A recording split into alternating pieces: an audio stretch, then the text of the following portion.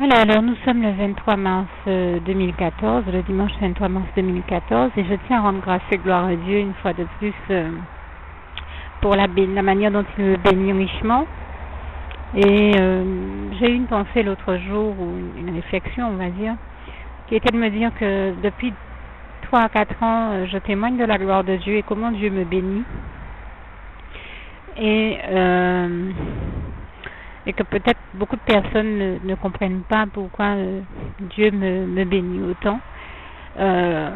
Sachant que de toute manière, moi je peux en témoigner. Hein. J'ai rencontré beaucoup de personnes qui étaient bénies de Dieu aussi, sans pour autant qu'elles n'aient à traverser des épreuves telles que certaines que je vis. Ce sont des personnes qui ont bien sûr chacune dans leur vie certainement leurs épreuves aussi, et je n'en juge pas. Mais Dieu, j'ai envie de dire que Dieu bénit de toute manière. Dieu est bon en tout temps et avec tout le monde. C'est ce que je veux dire. Et je lui rends grâce et gloire pour ça, parce que l'Éternel, notre merveilleux Dieu d'amour, est un Dieu extraordinaire. Mais dans mon cas, c'est vrai que je passe par des phases et des épreuves qui sont particulièrement difficiles à vivre, au point que certains les décrivent comme étant quand même inhumaine, et par rapport au comportement de certains membres, malheureusement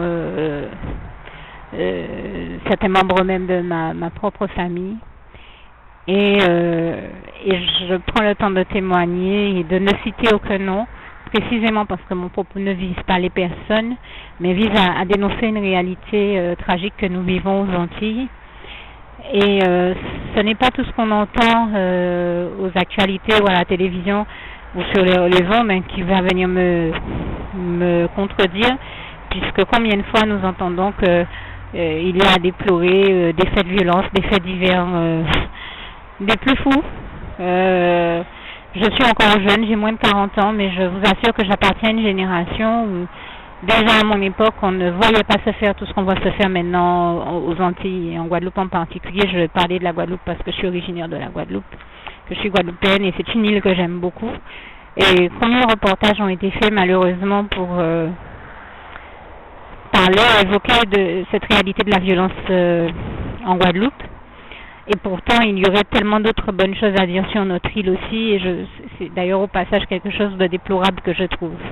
Je veux dire qu'on aurait pu aussi faire des reportages par ailleurs pour parler de toutes les bonnes choses qui se passent en Guadeloupe. Il y a beaucoup d'autres bonnes choses et plus positives qui s'y passent, et notre île est une île magnifique dont Dieu nous a bénis, et on pourrait en parler de manière plus positive pour la valoriser, non pour la dévaloriser. C'est en ce sens que j'ai voulu en parler. Maintenant, il faut être lucide. Cette violence dont on a fait état, même dans des reportages au plan national, est une réalité. Et on a eu l'occasion de parler également, et je crois que c'est l'une des pires constatations que l'on puisse faire, de la réalité du fait que cette violence se passe, j'ai envie de dire entre guillemets, intramuros, c'est-à-dire au sein même, les 3/4 du temps, des familles même. Et on l'a dit, hein, les chiffres le démontrent. Moi, je n'ai pas les chiffres précis, donc je ne peux pas vous donner des chiffres précis, mais ça a déjà été dénoncé à plusieurs reprises. Je sais l'avoir entendu à plusieurs reprises, qu'on déplore que ces violences aient lieu au sein même des familles.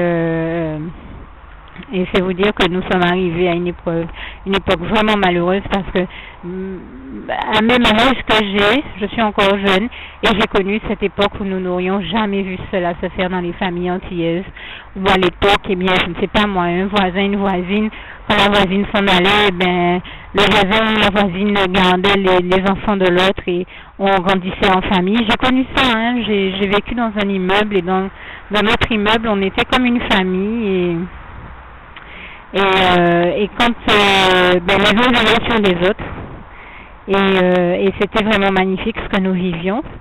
Simplement, je dis que là nous sommes arrivés à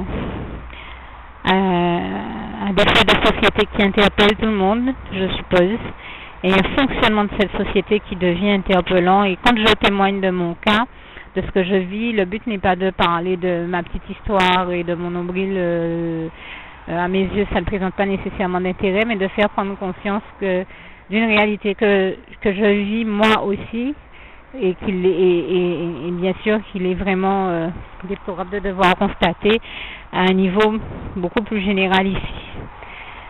Et donc, et dire simplement, témoigner d'une réalité. Et je prends le temps de témoigner de cette réalité parce que je la vis, mais dans l'espoir, j'en témoigne dans l'espoir qu'elle puisse encourager bien d'autres personnes à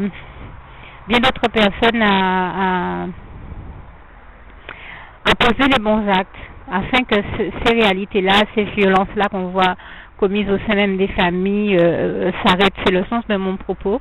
Et le sens de mon propos aussi est d'encourager toutes les victimes qui vivent le même type de choses que ce que je vis, à ne surtout pas se laisser aller au découragement, à baisser les bras, mais à savoir que Dieu est là, que Dieu est avec nous, qu'il ne nous abandonnera jamais, qu'il est là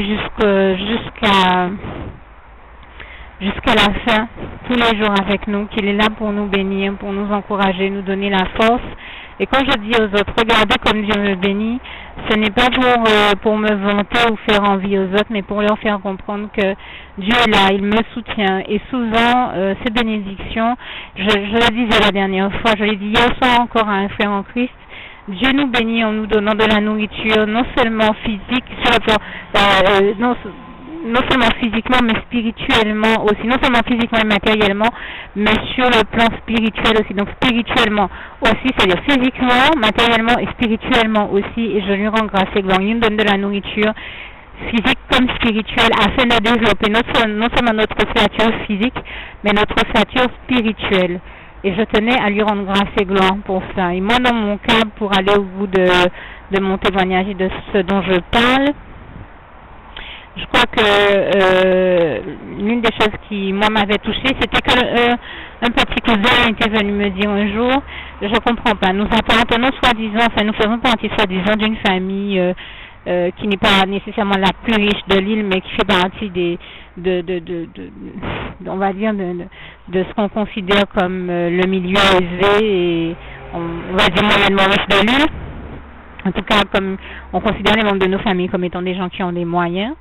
Et j'ai vu sous mes yeux l'une de nos cousines qui pourtant a été suffisamment riche pour choisir comme lieu d'habitation de s'acheter tout un immeuble. Il me disait, elle a fait sa cuisine, une cuisine immense, elle a fait telle et telle pièce sur tout un étage, une piscine, un spa, je crois, sur tout un étage, sur un autre étage, il y a telle et telle chose. Et pour autant, quand les gens voient dans quelles conditions luxueuses elle vit, on a une tendance à s'arrêter sur ce luxe et à se laisser impressionner par ça et à croire que tout va bien dans sa vie, mais on ne s'imagine pas ce qu'elle vit dans cet immeuble. On n'imagine pas la réalité, la gravité de ce qu'elle est en train d'y vivre. Et en réalité, elle est terrorisée, traumatisée par d'autres membres de sa famille qui malheureusement sont des membres de notre famille aussi.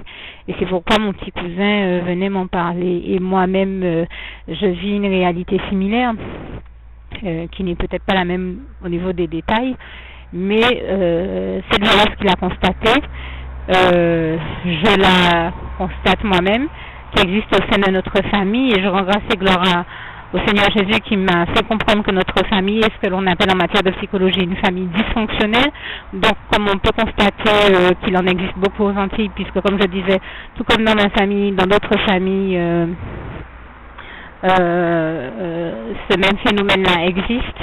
Et comprenez que pour le ressortissant d'une famille, il est très difficile, en tout cas dans mon cas, de devoir parler ainsi de sa famille, parce que je ne fais pas partie des traîtres et je n'aurais jamais parlé ainsi de ma famille si ce n'était pour rendre compte d'une réalité et inviter tous ceux qui le peuvent à éviter que cette réalité ne se propage et ne se multiplie au sein des familles ici aux Antilles.